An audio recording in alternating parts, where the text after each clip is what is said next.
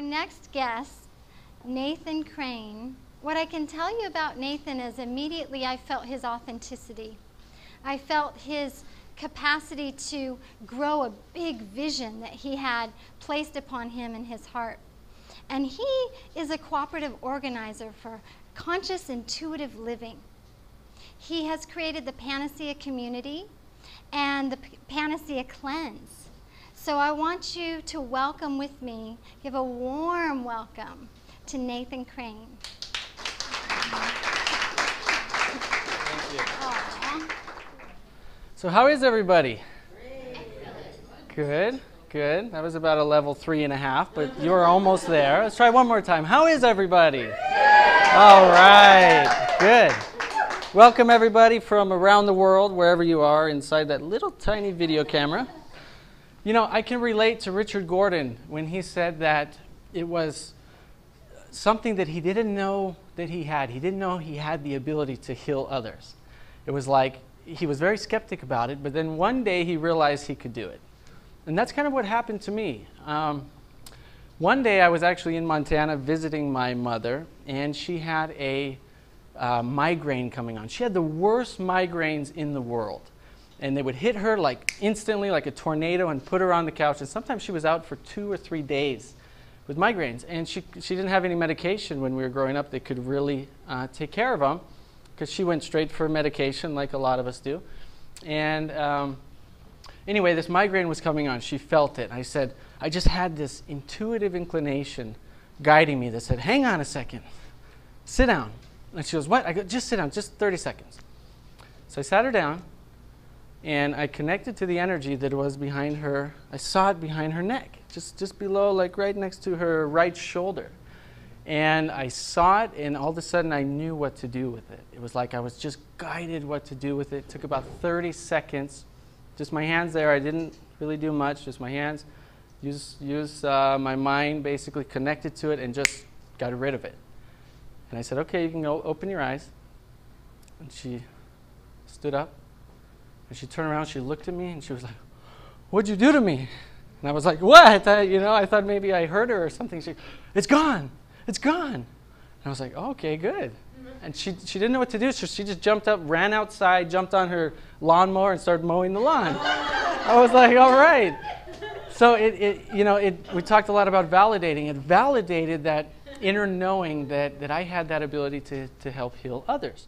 And that changed my life forever. So what I had learned along the way was this whole thing about energy. What is energy? Because if you ask a scientist, okay, what's energy? Anybody have an idea what energy actually is? And before you answer, it's really important to understand that, because energy is that thing that's imbued in everything. Is that right? I mean, if you really understand or connect or feel to what energy is, it can change your life and change the lives of others in everything that we do. Mentally, physically, emotionally, spiritually. So when I learned what energy really was, like the root of energy, I can tell you it truly, truly changed my life. That's how I got out of addiction, out of all the traumas, out of all the problems, without rehab, without therapists, without anything except understanding this principle and then diving deeper to really know how to apply it in my life. Now, my teacher showed me, well, through meditation and practicing myself, he taught me how to think independently. There's a lot of teachers out there that tell you, this is the truth, this is what you need to know, and you need to understand this, and blah, blah, blah, blah, blah. This was a teacher that I'm really thankful for, because he taught me how to determine things for myself, how to think independently. And one of the things that happened to me during that was I had a vision. And one of the things he said was, well, if you analyze, everything is composed of formulas. Everything in life, right? If we take a building, before the building, what happens? You have blueprints. Before the blueprints, you have to put together formulas. Formulas of how things go. Well, the same thing applies for everything. And that's what he left it at. And it took me maybe 3, 4, 5 months of really digging deep inside myself to understand it, until one day I was walking down the street and I saw a fire hydrant. And all of a sudden I saw the formula that created the fire hydrant. And then I was walking and I saw the sidewalk, and I saw the formula that created that sidewalk. And all of a sudden I looked at the tree, and I saw that the tree even had a formula. And that gave me such a deep, profound insight. I mean, it made my body quiver. I said, wow, even nature has formulas. So I found out that there's 4 types of thought. Okay, I mean, we could really go into detail and say there's 1,000 types of thought, but I don't think that matters. We want to keep it simple, right? There's 4 types of thought. I'm going to write them down here. Anybody that wants to, you may want to write them down too, but this is something profound that really, really helped me. The first type of thought, is this green good on here? No? That I used to be a culprit of. It's what I call unconscious thought.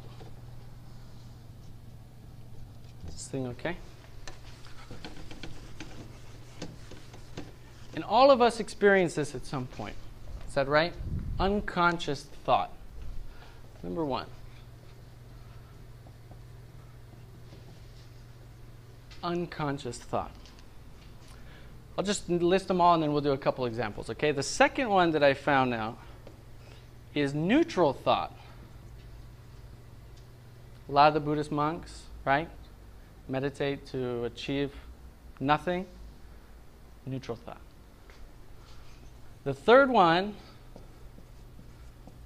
conscious thought. A lot of us here today are in this one. A lot of the teachers around the world, a lot of even masters that, well, are almost masters, conscious thought, right? The fourth one that really, if we want to consider ourselves a master at something, is what I call divine thought. And let me give you an example of how these play out, okay? So say, for example, you're walking down the street and you see somebody, a lady or a man, getting mugged on the side of the street. Unfortunately, God forbid that ever happened. We're in LA. Well, luckily we're northwest of LA, but if that happened, and you're walking down the street, an unconscious person who's experiencing unconscious thought in their lives would walk by it and not even notice that it's going on. That's what we call unconsciousness. Is that right? You're unconscious of something in your life. Well, unconsciousness of not even knowing that the mugging's going on. The second type of thought is neutral. And believe it or not, a lot of people do this. A lot of gurus teach this too, to be neutral. You could walk by, see it going on, feel it, know it's not right, yet do nothing about it and continue walking. That's a neutral thought.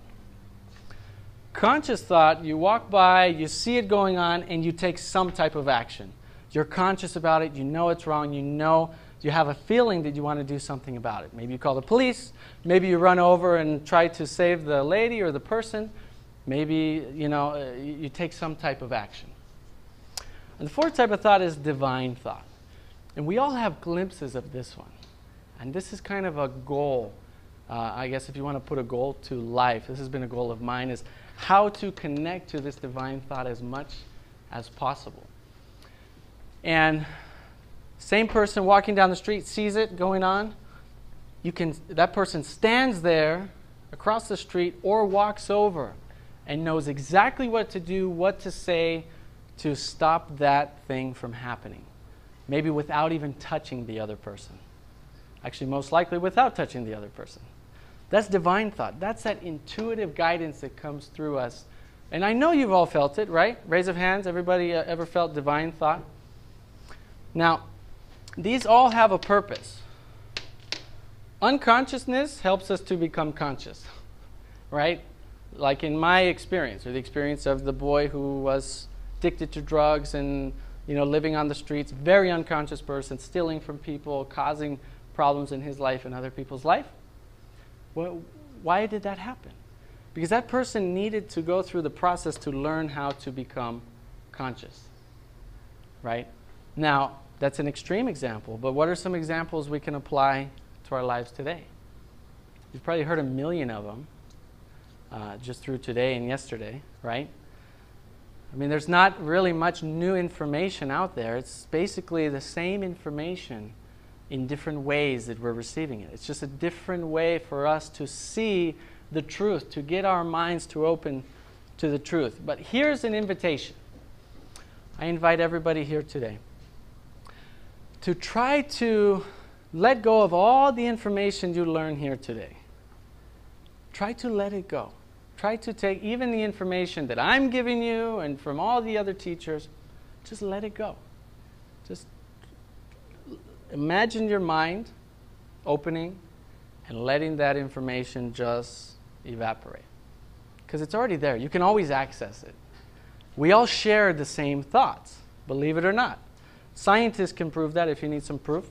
Everybody's processing maybe 50 to 60,000 thoughts a day. But every day, most of them are the exact same thoughts. You've probably heard that before. I think people are processing a lot more thoughts than that. Some people are processing at a higher vibration. So if we go through this, if we want to use like calipers, we would say the more you go up the chain to divine, the faster your thoughts are going to process.